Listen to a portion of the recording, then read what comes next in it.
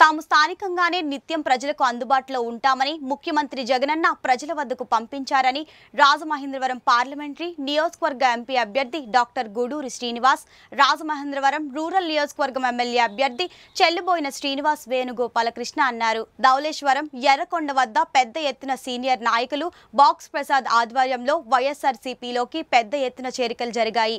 వారికి MP MLA అభ్యర్థులు party కండువాలు కప్పి పార్టీలోకి ఆహ్వానించారు. ఈ సందర్భంగా వారు మాట్లాడుతూ 2 ఓట్లు ఫ్యాన్ గుర్తుపై వేసి తమను గెలిపించాలని, వైఎస్ఆర్సీపీని అత్యధిక మెజారిటీతో అధికారంలోకి తీసుకురావాలని విజ్ఞప్తి చేశారు. సీనియర్ నాయకులు బాక్స్ ప్రసాద్ తదితరులు ఆధ్వర్యం వహించారు.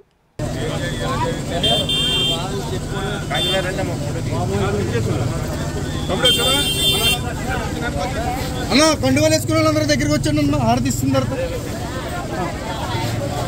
ఒకసారి వచ్చాను